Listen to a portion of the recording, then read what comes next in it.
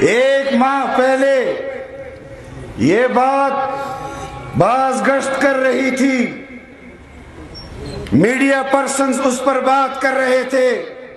کہ فلاں کو اپنی پارٹی سے اس لیے نکال دیا کہ شاید مولانا صاحب کے ساتھ قربت اختیار کرنا چاہتے ہیں، اور فلاں سے وزیر اعلیٰ کا منصب لے رہے ہیں تاکہ مولانا صاحب کا قرب حاصل کر سکے۔ میں تحریک انصاف کی جماعت کو بھی کہنا چاہتا ہوں کہ آج جس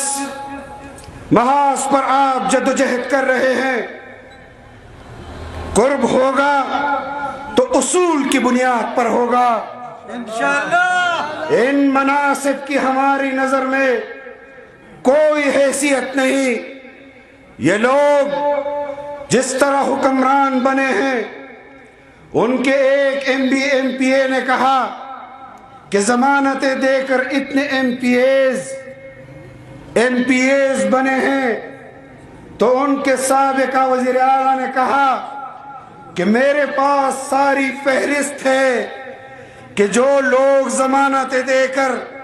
ایم پی ایز بنے ہیں۔ میں کہتا ہوں جہاں یہ فہرستیں بنی ہیں مجھے وہاں کا بھی پتا ہے، جنہوں نے بنائی ہیں مجھے ان کا بھی پتا ہے، لیکن ان کو بتانا چاہتا ہوں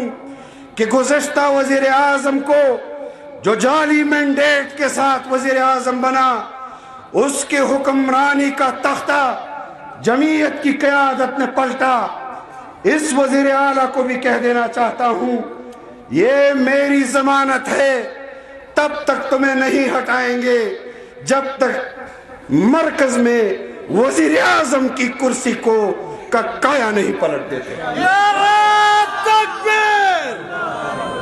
تب تک آرام سے بیٹھ کر جتنے